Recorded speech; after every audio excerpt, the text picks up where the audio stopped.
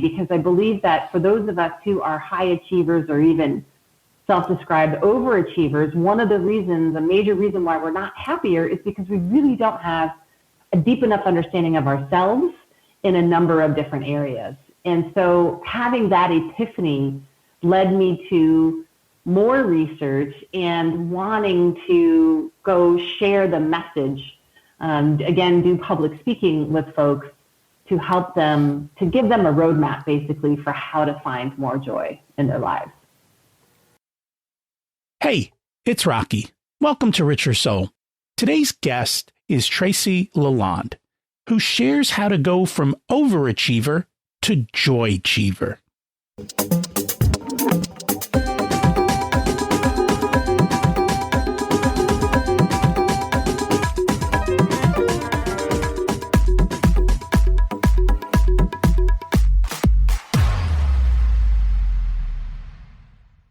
Imagine it's 12 months from now, and you've achieved your major life goals. How does it feel to be in the best shape of your life? To wake up energized, excited about the day? To have great relationships and friends who support you and propel you forward?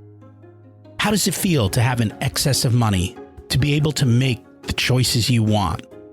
To be fearless and open to trying new adventures? Imagine being connected to the universe and it providing everything you desire. It's possible over time, and your past does not dictate your future. The only thing holding you back from this vision is you.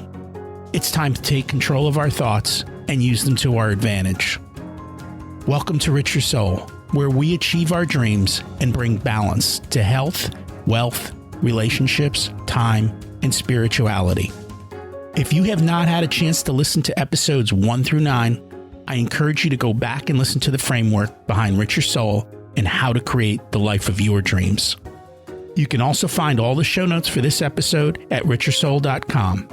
While you're there, you can sign up for a monthly email where I share the best articles I read this month, let you know about upcoming episodes, and share a little wisdom. You can also listen to coaching calls under the Coaching Calls tab. I also share the most interesting articles I read every week on Facebook at facebook.com/Richer Soul. And there's also a Facebook group where you can ask questions and interact with other listeners. Today's quote is from Alan Watt. What do you desire? What makes you itch? If you say that getting the money is the most important thing, you will spend your life completely wasting your time. You will be doing things you don't like in order to go on living. That is, to go on doing things you don't like doing. Wow, that's powerful. Chasing money never leads to happiness. Trust me, I did it for a long time. Not going to bring you the joy that you want in life. Today, we're going to talk about that.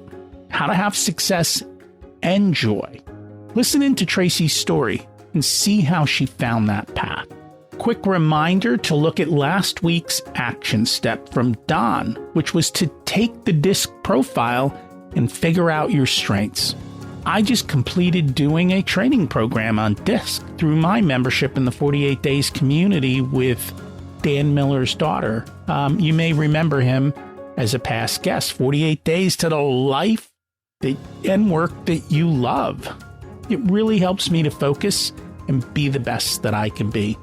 It's March now, we're 2 months into the year, and so I am 2/3 of the way done completing my first 12-week year of this year. What that means is I'm crushing my goals, and I still have plenty of margin to enjoy life. Why? Because I value time. And I understand the principles of Parkinson's Law, which states that we use up all the time allocated. So that's why I force myself to get this year's goals done in 3 months instead of a year, with intentional focus. Which begs the question, are you intentional in your life? Do you have congruence with what you're good at and what the world pays you for? Have you found your authenticity to share your message when you speak?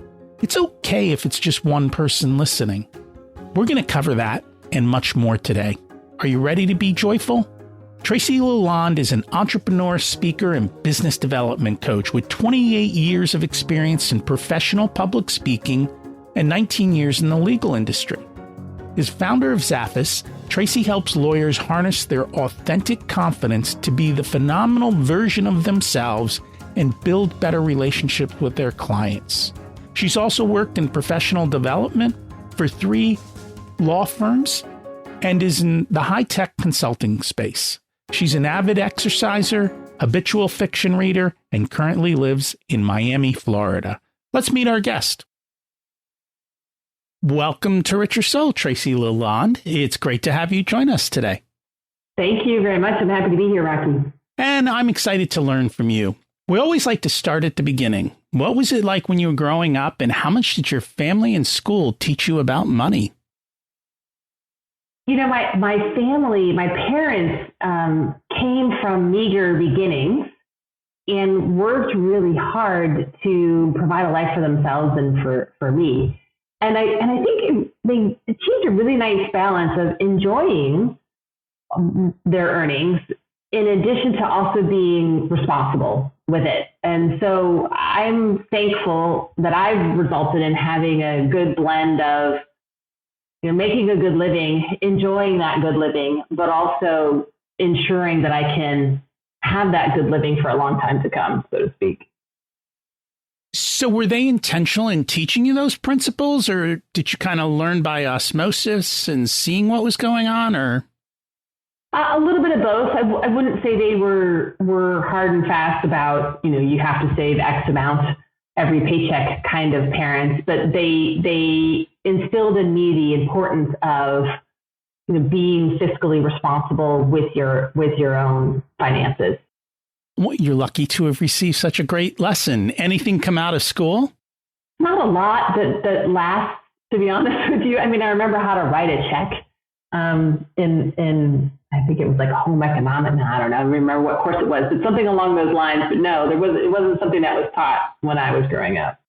And I guess these days kids don't have to worry about that. They just have to learn how to swipe a card or, you know, tap Right. pay on their phone. And I guess one of the issues with that is you totally lose connection to what it actually means, because a tap is a tap. It doesn't matter if it's $1 or 1,000, right? Feels the same. Yeah, it feels like monopoly money. It's funny money. It does, which creates a whole nother issue, and you never know. So can you share a little bit about your backstory? Sure. My backstory is that I've always been driven by 2 things. One is I love public speaking generally. That's been a gift of mine since I was 12 years old, and Mr. McFadden in my very first presentation said I did a good job, and I really enjoyed it. And so that's always been a pursuit, is finding ways to stand up in front of people and share a message. And 2, I've been driven by trying to help people be better or best versions of themselves. And so that has resulted in a career in training and development in a couple of industries, one being the high-tech consulting world, and then for the last 21 years in the legal industry. Most people don't say that they love public speaking. I know. Especially at the age of 12. I guess it's lucky you had Mr. McFadden, right? And he prompted you and kind of encouraged you to keep going. He did. Well, and when I was 12, I was also 5'8". I was 5'6". So I was the tallest person in my class at the time, because it was where the boys grew up taller than me in 8th grade. So, you know, standing up and giving a message not only is intimidating just by virtue of the activity, but I was also really tall, taller than everybody else. So you learned to power pose, I guess, right? I guess so. And so how did you end up picking the legal industry to do your teaching in? Yeah, well, you know, I was one of those who tried to pursue my riches in the .com space in the 90s, and unfortunately did not get rich from that and needed a job, frankly. And I ended up taking a professional development position within a top 50 law firm, and really not having any understanding about lawyers at all, other than they have clients and they earn fees, much like my consulting days, and found that, there was an avenue there because lawyers aren't actually taught how to practice all that much in law school. They're taught the law. And so law firms, and it's gotten much more sophisticated now than it was then, but law firms were really late to the game of figuring out how to develop the skill sets of their lawyers to be successful practitioners beyond a general apprentice model, which is the historic way that lawyers grow. They always look so good on TV. I know.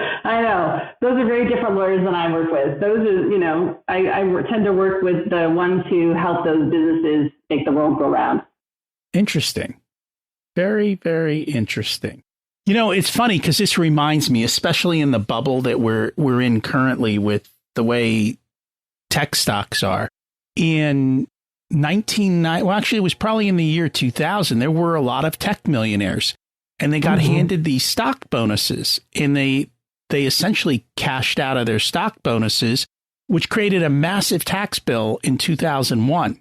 And just as the 2001 tax bill came, their stocks that were highly, highly overvalued crashed and became worth next to nothing.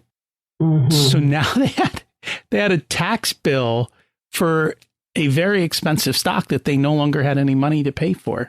So at least you didn't go through that roller coaster. No, thankfully. No, I missed that. I missed the downside of that whole period. Which is always nice. And we continue to go through upsides and downsides, and one should be prepared.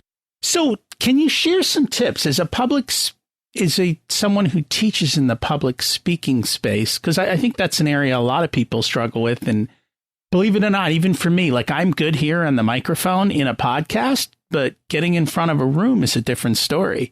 It's a different skill set, and I'm still learning to work on that. Are there certain tips that you have, or are there certain things that you kind of teach people to help them become better public speakers? Yes, definitely. A couple concepts come to mind right away. One is authenticity. I want folks to be themselves when it comes to public speaking, because lots of times we will try to emulate others, or if we work in a situation where we have a boss, we might feel like we have to, look or sound like our bosses who happen to be good at it, or maybe not, depending. But we think we have to portray a certain kind of image in order to create credibility. And while I'm not saying that can't be successful, I don't think it's sustainable. And so I want folks to, if they're funny, to be funny. If they're kind of geeky and like details and like data, well, then share the data. But we got to think about how to package it so that folks can receive it. So I want folks to lean into their authenticity, number one. Number two, I want folks to think about public speaking situations as experiences. So what kind of experience do I want to create for my audience or my listeners? And this isn't necessarily constrained to 100-person types of presentations. Public speaking really is this setting as well. As long as there's another person listening, in my mind, that's a public speaking opportunity. And so preparing for the experience, which is not only the information I want to share, but how I want you as my audience member to feel and what I want you to be able to know or do after you've had this experience. And so those are two questions that I encourage folks to think really deeply about as even before they put together their content, because that's going to drive the tone, it's going to drive the organization of the content, it's going to drive the delivery, how I use my voice, my body, etc., to create that experience to accomplish those objectives. So I find there's certain principles in life that are universal, and this is another one. You have to be intentional up front. What is the outcome that you want? And then how do you create that outcome? And then you work backwards and you build your speech, whether it's one-on-one and you're trying to get a point across, or in front of larger audiences. Did I get that right? Absolutely. Absolutely. And, it's interesting when you say the word intentional, because as we're chatting here, that sounds obvious to folks, but really we don't always think about an intentional outcome. We think about the intention I have of the information I want to share in a public speaking context, but we don't think about the intentionality of the outcome, which is fascinating to me. And that's true. I guess most people it's funny because I spent my life in sales too, and everyone wants to talk about what they want to talk about. They're not looking at it from the other person's point of view. Mm-hmm. And so I know in sales, everyone thinks the object is to get the sale. The object is to help the person solve their problem. And if you focus on the person and their problem, you will get the sale. But if you focus on what you want to sell, you will never get the sale. I 100% agree. Absolutely. So this journey you've been on, has it always a straight line to success, all perfect and no bumps and bruises? Oh gosh, no, of course not. I don't think that's normal for anybody. So can you tell us a little bit about what happened? Well, it's interesting because in order to have success, you also have to learn how to get over the bumps. And so a life with no bumps is it's kind of, losing the word, just think about it, but it's almost like a fairy tale. Like this just doesn't happen. And so like others, I have either lost jobs or I've had one employer go out of business, and then had to figure out what my next move is. The key for me, excuse me, has been to, at least early on, focus on what I really love to do. And one of those things has been public speaking. And so even when, the bump happened, it's like, okay, pull up the boots, figure out what's next. What did I enjoy about the last experiences? What did I not enjoy about them? And how can I find opportunities to teach people things or share a message? So that's part of what's helped me to kind of find the next thing and really see what in the moment might be fairly negative, or depressing or sad, see it as an opportunity to start a new chapter. And looking back on those experiences now, I will say those are some of the best negative experiences I've ever had to go through because it's led me to where I am today. And I'm very happy with where I am today. And had they not happened, I might not be here. And I find that with a lot of people, we grow in the valley. We don't grow on the mountaintop. And so if you want to grow and get to the next level, unfortunately, you have to go into the valley. And it's learning to keep your head up and maintain it while you're there. And then climb up the other side because you will consistently face the hills and the valleys throughout life. So we're here today to talk about your book, The Joychiever Journey, Evade Burnout, Surpass Your Goals, and Out Happy Everyone. What inspired you to write the book? The inspiration is part my own journey and also in large part in the industry in which I work. So seeing wildly successful lawyers not feel fulfilled or be happy is definitely part of the inspiration of the Joychiever Journey. But for me personally, I was having a lot of success. I was part of a small consulting business, and the lifestyle got to a point where it literally was killing me. I was on the road 40 weeks a year, often 3 cities a week, 5 to 9 airplanes a week. All I thought about was work. I don't have the blessing of having children, so I don't have those natural kind of got to go to school event kinds of things to help me contain the work. And eventually it reached a breaking point. In 2016, I just said enough. I need to take care of myself. I was having actual physical ailments as a result of all the stress and the lifestyle of it. And so I ended up tattooing joy to my wrist and going on what I called then my joy journey to kind of reclaim my soul, if you will, and get healthy again and figure out what I wanted to do next.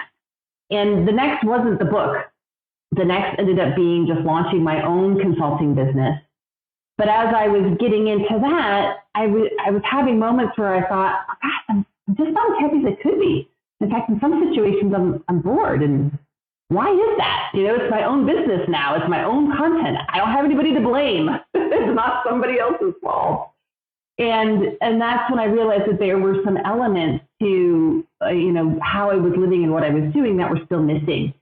And so really since 2016, I've been on this self-exploration journey, which has resulted in now the Joychiever Journey, because I believe that for those of us who are high achievers or even self-described overachievers, one of the reasons, a major reason why we're not happier is because we really don't have a deep enough understanding of ourselves in a number of different areas. And so having that epiphany led me to more research and wanting to go share the message, again, do public speaking with folks to help them, to give them a roadmap basically for how to find more joy in their lives. It's funny, you talk about these highly successful people, but yet they're not fulfilled. And they spend their lives chasing money. And we've heard stories of people who, millions aren't enough. They need even more millions to hit some number. I don't know if you saw any of that with the people that you dealt with. Oh, absolutely. Absolutely. And still do. And candidly, I like money too. It's definitely a driver. But let me be clear, it's a driver in my life. It's not the driver, of my life. And so I think that's where the real tension is. And also because it's so tangible, your bank account rises and falls by how hard you work. And so I think people get caught up in this, I've got to work harder, work faster, be smarter so I can keep earning that dollar. Because once I get there, then I will have happiness. And I think that's what a lot of overachievers fall prey to is this one-size syndrome.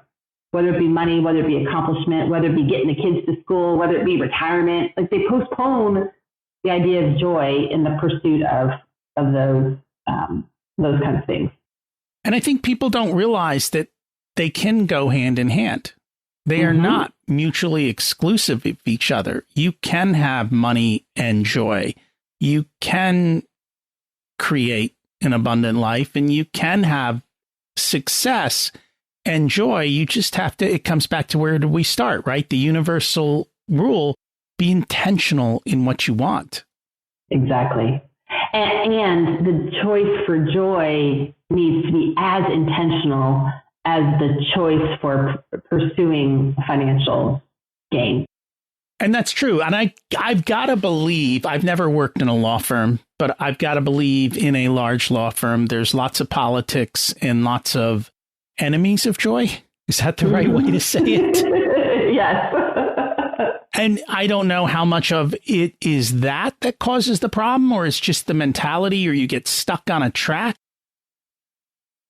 Yeah, I think it's a lot. I think it's all of that. The environment of a large law firm lawyer, the kinds of matters that they work on with their clients, whether it be taking a company public or doing some sort of deal or a major litigation or, you name it, runs the gamut.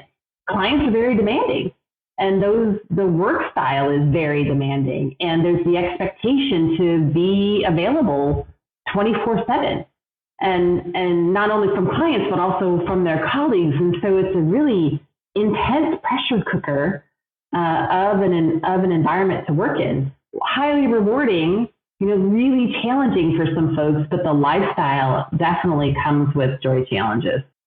Have you seen people successfully say no to 24/7? Yes. So how do they do it? What do they do differently? It's incredibly difficult. And I will offer to you that it's not in a place of where they aren't checking their electronic devices. So I have not seen anybody, not have their phone next to them. However, it's how they choose to engage with it, number one. So just because an email comes in on a Saturday afternoon they don't automatically assume that they have to reply, or they will reply in a way that maybe asks, do you need an answer right now, or is it okay if I get back to you on Monday morning? So they create some boundaries around their sacred personal time, and also, have more intentional conversations with their clients as well as with the people they work, to understand, number one, what's expected from those people and also what they expect, of them. Or to gain an understanding, if an email comes in at 11 o'clock at night, from a client, does that mean you want me to respond, or you put the kids to bed, so now you're just going back to cover some emails that you didn't have time to cover previously? So just being more transparent around expectations is a way that I've found that people have navigated that 24/7 expectation. And I think a lot of times we put the expectation that you need to reply when you don't. Absolutely. And so it's just being okay with saying that and doing that. Like, I know nowadays I don't like to send emails that get delivered on weekends, but I still need to write them. So what I do is I just write them and then I delay the send. Perfect. So that they show up on Tuesday, because nobody wants an email on Monday. They're too busy trying to catch up from the day. I'm like, I'm going to send this and they'll get it on Tuesday sometime when they've calmed down and life is good. And then I get better responses. And so again, it's just being intentional. Mm-hmm. So one of the things that you talk about is, how do you retrain your brain towards positivity and transform from an overachiever to a joychiever? So first off, what is Joychiever? Joychiever is someone who simultaneously still achieves and also focuses on joy. So like you said before, they don't have to be mutually exclusive. So a Joychiever is someone who pursues joy as voraciously as they pursue achievement. And how do we retrain our brain towards that? Yeah. Well, so the challenge that we have as human beings is that we are naturally wired for the negative. So back when we were, Neanderthals in the tundra, we had to be on constant alert for animals and attacks and other predators, if you will, for just to survive. And so what that does is that triggers parts of your brain, things like the amygdala that controls the flight or fight symptoms. It controls the release of adrenaline and cortisol. And those are still aspects of how we survive today, but we have that wiring now that those get triggered first. To retrain it for joy, the good news is that there's something called neuroplasticity, where we can literally rewire our brains to focus, number one, on the joy, but two, to get other chemical reactions, if you will, to engage in our brains. And so one is just simply retraining what we focus on. So our brains take in 40 million bits of information every second from all of our senses. Yet, it can only process 11 million bits. So your reality is a choice. If you can choose what to focus on, and that's going to be influenced by your beliefs, your values, your experiences, etc. It's kind of like the glass half full, versus half empty. If you're always looking for the negative, well, then you're not going to retrain your brain. But if you start to have more of those 11 million bits focus on the positive aspects of a situation, then you're going to, focus on the prefrontal cortex being involved, which helps to keep the amygdala under control, or focus on reducing endorphins or dopamine, which are more of the positive types of chemicals in our brains. And so in order to do that, I encourage people to engage in things like mindfulness, meditation, gratitude, kindness, because those activities engage the different kind of biochemical stew, if you will, to emerge. And that makes a lot of sense. So out of curiosity, these types of things, is there any correlation between aging, anxiety, and adversity and how we think about them?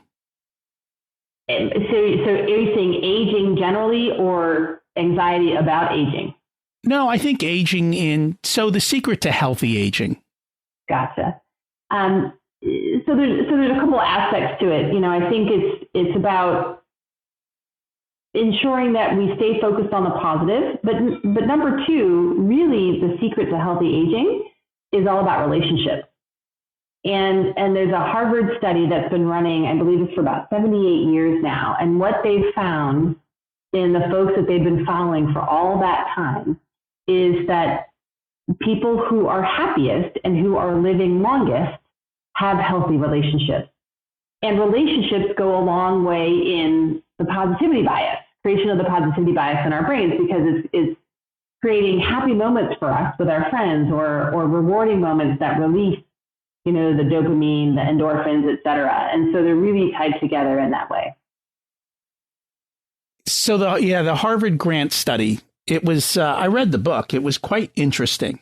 And they followed these people from, I think, the time they were 18, and many of them until their 80s and 90s. And they looked at a variety of factors, from all different things that they thought would matter, like how much money they had, kids, jobs, alcohol and drug usage. And they statistically, every 10 years, would measure these people. And as you said, having great relationships was kind of one of the things that created that happier, healthier life over time. And it was also funny because they got to interview these people every 10 years. And what they would find is that the people would forget what happened 10 years ago. Like, they'd forget their thinking and their way of looking at the world. And they'd be like, every 10 years, we kind of become a new person almost in a sense, because as you get older, you change, your values change, your outlooks change. And so that is a very interesting study to get a good idea on life and what really matters. And as you said, relationships are a big part of that.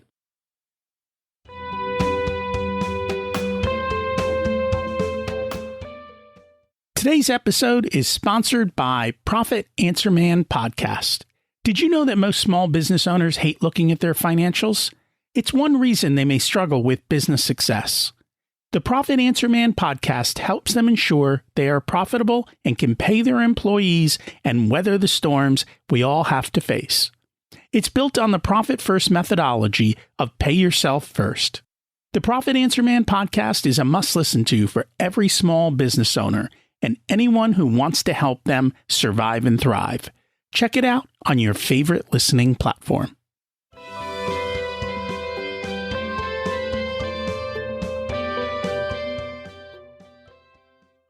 So I know these days everyone is so busy, running after kids, working from home, and the constant 24/7 email. How do we create me time? Yeah, me time has to be intentional like everything else. As well as the relationships piece, just to go back to that for just a moment, when folks are super busy, they may focus only on their love relationships, but I want to encourage folks to also focus on their friendships, in addition to that. And they don't have to have a lot of them, but lots of times we won't. We'll retreat either just to our families because we're trying to survive, or we'll retreat into ourselves, or if folks get depressed, then we don't talk to anybody, and that's a challenge too. And so really all of this is about making intentional choices, not only as it relates to relationships, but also for me time. And so that me time, frankly, is really just for me. And having folks be intentional around either their partners because they're sharing space and caring for families, or even just with themselves to say, of the time that's available, partner, I need an hour on Saturday. What can we do with the kids, as an example? And also allowing the partner to take Tuesday night, if they want to go have dinner with a friend or something like that. And so, carving that out, and also realizing that me time is not just a selfish opportunity, is also a gift that we give to others. Because I'm going to be a happier human being because I'm going to get to unwind and decompress in the bathtub, and that's going to make me a better partner to my love partner, as an example, or to my family, and better parent to my family because I'm a little bit more relaxed. I've turned off the cortisol and adrenaline. I'm not as reactionary. I'm not as stressed. And I like how you said that it's a gift you give to others. It's changing the way that we look at it.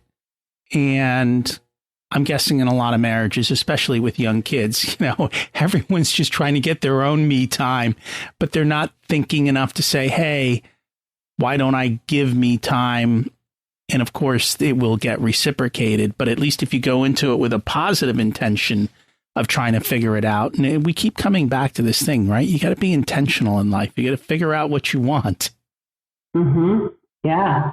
And I know you talk about it. You say that you have to know your values.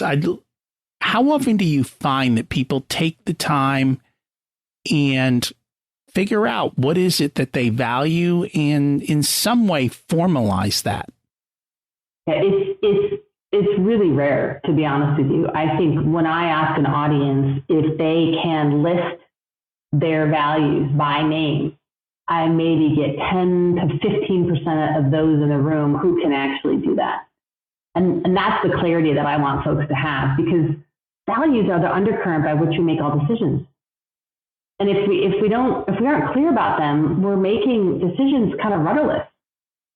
And so it's critical to understand what's most important to us so that we can make decisions that align. And for me, once I got clear about that, it wasn't until my early 30s that I got to the place where I could actually list them by name. Once I did, I was like, that's why I didn't like that other job.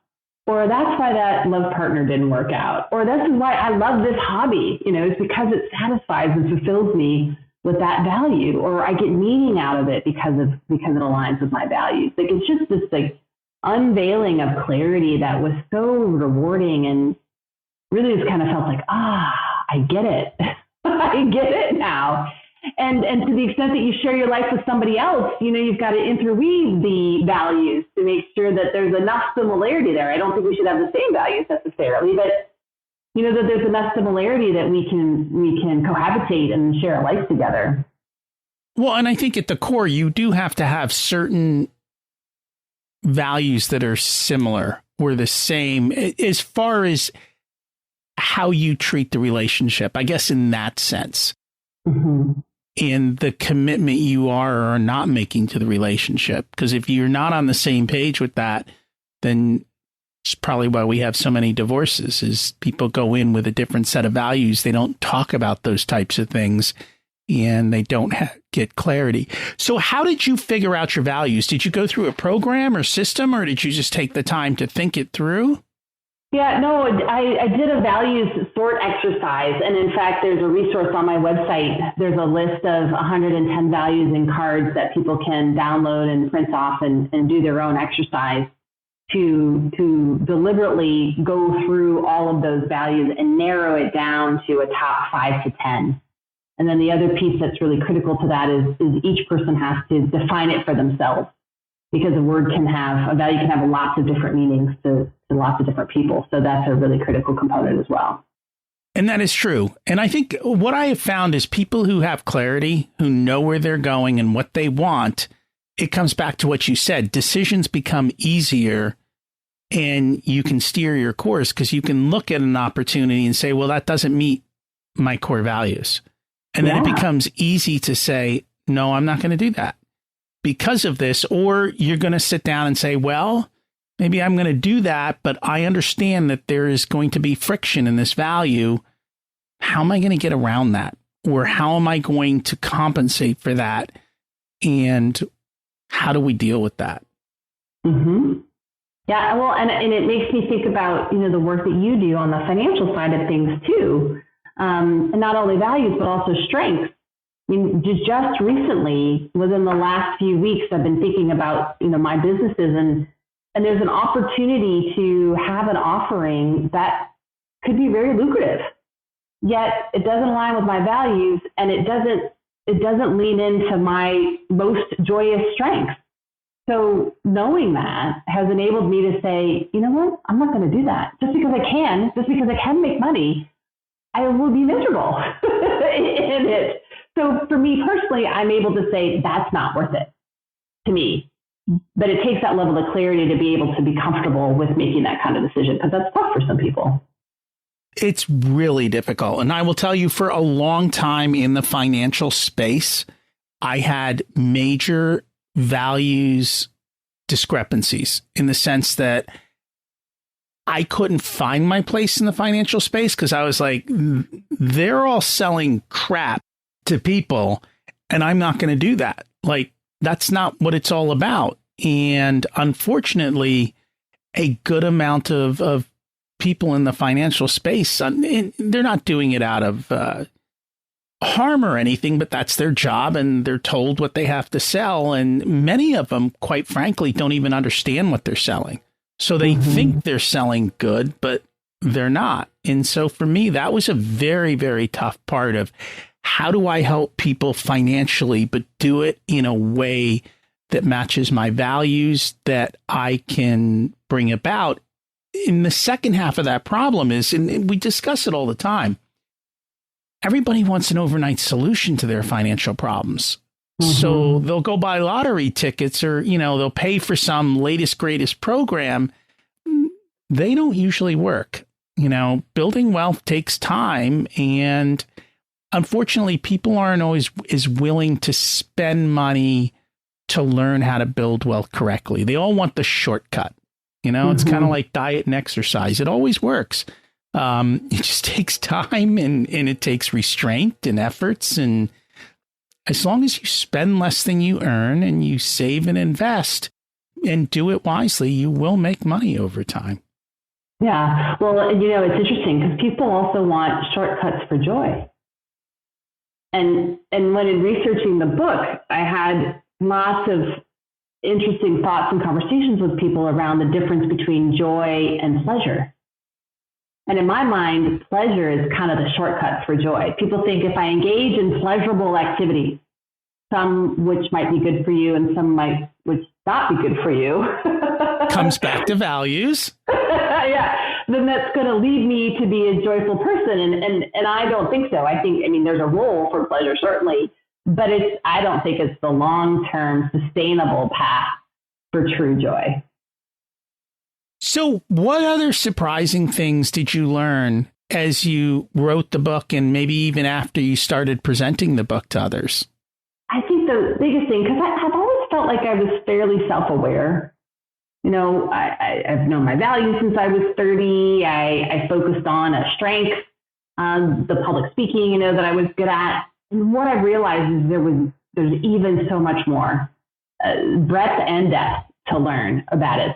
So for example, it's not just enough to know what you're good at, but it's also important to pay attention to context. So I'm a great public speaker, but I was finding that I was enjoying some situations more than others. It wasn't just enough to be able to stand up in front of a group and talk about something. And those situations I enjoyed more is where my audience really got into it. And they could even disagree with me. But they were engaged and they were asking questions and they were disagreeing and we were just kind of really, getting into the topic and really trying to figure it out for themselves, as compared to an audience that just sits there and listens. Now, one can say that that's not a fun audience for anybody, but there are plenty of people who just do a keynote and have people who just simply listen, and they may be engaged in taking notes, but we're not digging into it. I find that context matters. And that was an epiphany for me as an example of the deeper clarity that's available to folks, that it's not just about being good at something, it's also about being, enjoying it the most and in a context that really provides that joy. Interesting. Like I'm the same way. I like to have the deeper discussions, the back and forth, not just the one-way communication. Because and that's what happens in classrooms and schools, right? One-way communication. They never ask your opinion. They tell you what to think. And no wonder kids are all so bored these days. Yeah, you and I would not make great, lectoral kinds of professors who just give the lectures over and over again. That's not interesting to me. No, I would get bored. Like after the second one, I'd get really bored. By the third one, I'd be like, yeah, read the book. Yeah. In today's times, a lot more of us are virtual and we're meeting more people virtually. We're kind of learning to live in this new way. It's that next generation of changing the way we communicate and we build relationships and friendships. Do you have any advice for people? How do we do this in a virtual world?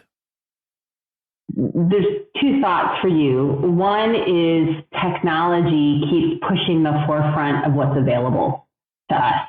I think it's Disney Plus, and not quite sure, and this is not necessarily a plug for them, but I think it's them or someone like them that has enabled us to two entities in different households to sign on and watch the same movie at the same time.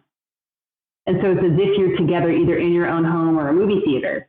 So technology is continuing to evolve. So even though we are virtual, we can still feel together in those activities. So that's one. And number two, again, around intentionality, we're only limited by our own creativity. So Zoom happy hours were really popular for a while, and then everybody got bored of those. But there's so many other things. Like I've done a flower arranging class online. I've done different beverage tasting classes, and things get mailed to you ahead of time, so there has to be a little bit of planning. I've heard about people taking museum tours, like the Louvre. They did them simultaneously. So we just have to be intentional and creative of taking advantage and paying attention to what's out there and reimagining what an activity can look like in the virtual space. We keep coming back to this word of intentionality. Where else should we be intentional? What are the other areas that we should really focus on if we want to live a joyful and happy life while still achieving success? Well, we've touched on a number of them, but one other area that we've got to focus on is our bodies, because without healthy bodies, we're not alive. And so there's three areas in particular as it relates to high achievers and that I think are critical, and they're not going to surprise anybody, but it's stress, sleep, and exercise.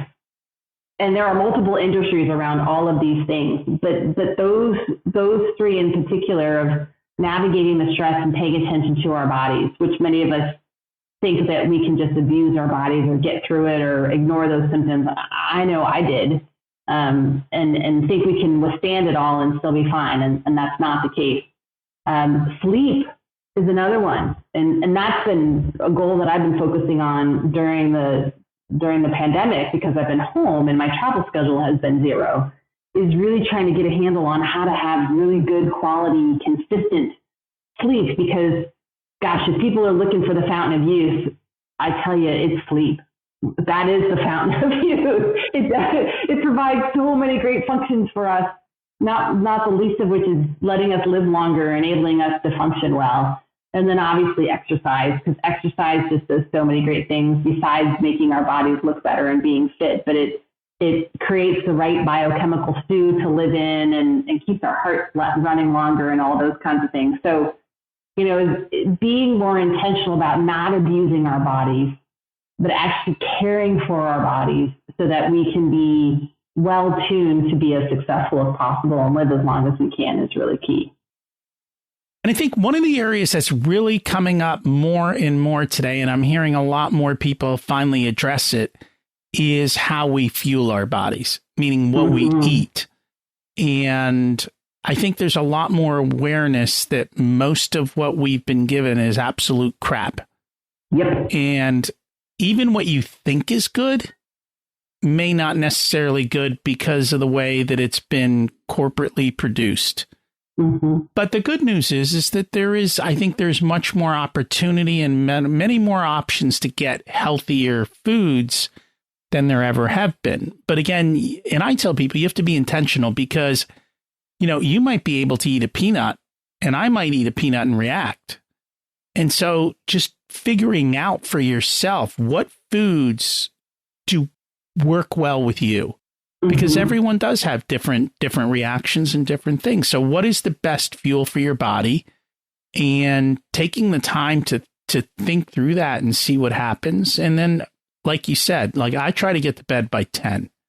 And I'm in the gym 3 days a week. I exercise a couple other days beyond that at home. And so I've got an intentional routine to do that so that I can have increased flexibility and be able to enjoy life and get about and see different things. And thankfully, I don't have much in the way of stress. So that's one thing that money can solve a lot of. If you figure out your financials and you get rid of financial stress, it gives you freedom to make choices. Yeah. And while things may happen, and good and bad come, at least it gives you the ability to be in control. And I think once you're in control, it tends to be a lot less stressful. Mm-hmm. I agree. And that's in some ways a rite of passage too. But that's my hope for folks is while they're working on getting in control, still making those choices for joy. Well, yes, it's not a destination. It's a journey, right? Right, exactly. And so you have to enjoy the journey. We always like to encourage people to take an action step. What is one action step people could take this week to maybe get closer to joy? I'm sighing because I'm not sure how to narrow it down to one. But give them a whole bunch then, okay? The question is, can they do it in a week? Is there something they can do? Okay. They're not going to get joyful in a week. But no, you're not. But the question is taking a step in that direction, I think. Yeah. The very first one, and that's not necessarily because we just talked about it, but the focus on sleep, I think, is just a really critical element to our survival that we ignore. And like you say you go to bed at 10 o'clock most nights. That is a very deliberate technique, is sticking to a sleep schedule. And so folks can try to do that right away. Now, I appreciate that children or stage of life or other things might interfere with a sleep schedule, but that's something that's easily available. And even if you start to do it for a week, and that means going to bed and waking up at the same time every day, even on the weekends. And I will offer to you that I probably do that 6 times a week, not 7. Friday nights are often my splurge nights because, like you, I'm heading towards the bed around 9:30, 9:45 most nights. So on Fridays I might stay up until 11. Ooh, get crazy. But that's something that we can have some control over, hopefully, and something that people can try. And I find that that's revolutionized how I feel during the day by getting 7 to 9 hours of sleep and going to bed and being asleep every night by from 10 to 6. It's funny. My wife just reminded me this weekend, because nowadays I get up early on the weekends. Usually I'll give one day a little bit later and the other day kind of early. And she's like, you remember the days when the kids were young and you would just pull them into bed and you would sleep till 11 on Saturday? I'm like, yeah, I did used to do that. I forgot about that. That was a different life. But it was nice. But the point is you make it work with the kids. I can't tell you how many times I remember falling asleep in bed with the kids, too, because you get tired, right? And so now you're falling asleep at 8:30 at night instead of 10, even earlier, because it is just the stage of life kind of gives that to you. Yeah, well, and some people, wear a badge of honor of being able to survive on 4 hours of sleep. And it's like, no, I want to wear a badge of honor that I'm a good sleeper. That's my aim. And I don't blame you.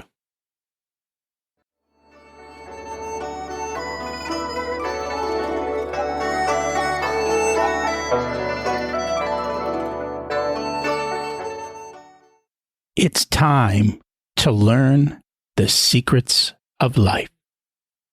What's your secret to living an abundant life? The secret to living an abundant life is being intentional about making choices for this one life that I have to live. We keep coming back to this word intentional. It's a theme. Mm-hmm. What did you learn later in life that you wish you would have learned sooner? I wish I would have learned about my values earlier. Even though, I feel that learning about them in my early 30s is still a good time to learn them. I might have made some other choices if I had been aware of really what kind of impact they have on decision making. Do you think your values would have been different at a younger age than they were at 30? They might have been slightly different, but on the whole, I think they probably would have been pretty similar. Okay. If you were to give an 18-year-old one specific piece of wisdom, what would it be? Be true to yourself, which implies that you know yourself. So that's a bit of a journey too. Growing up is actually getting clarity about who you are and who you want to be as a human being. And so The stay true to yourself incorporates that learning process also. But I just believe in everybody is entitled to who they are as a human being, and authenticity is a critical, paramount part of that.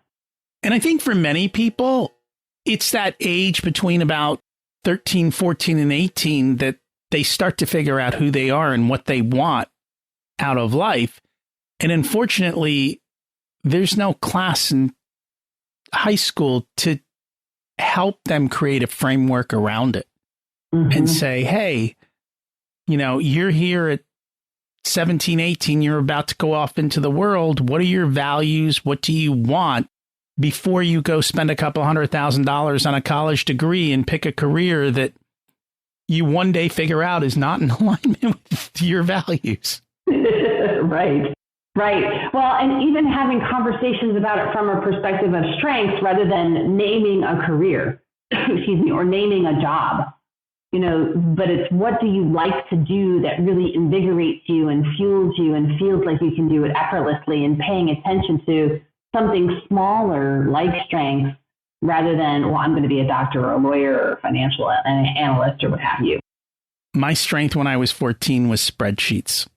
I was teaching accountants how to use them because they were just coming out electronically. We were going from paper to VisiCalc. I never realized how valuable that was until much later in life. And had I been told that, then I might have gone a different direction. But it's okay. It's been a fun journey nonetheless. If people would like to find you, connect, learn more about you and your book, what is the best way for them to do that? Yeah, they can go to joychiever.com, and there's lots of resources there and information about the book. They can find the book on Amazon and Barnes & Noble and a number of other providers. They can also follow Joychiever on all the various social media channels of LinkedIn, Facebook, and Instagram. And we will put links to that in the show notes to make it a little bit easier for everyone. Thank you so much for joining us today. Thank you, Rocky. I appreciate it. Are you fulfilled? Are you living the Joychiever life? Are you clear on your values and living in congruence with them? We all have but one life. Let it be one of harmony, where you enjoy the moment. That's our goal here at Richer Soul. This week's action step: take on a sleep schedule.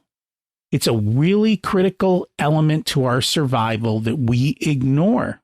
I sleep a lot, and I sleep well. Next week, we have on Pat Alva Craker to share her book, Catherine's Quest, One Woman's Journey to Elation. You're going to love that one too. Since you're still listening, I'm guessing you enjoyed the episode.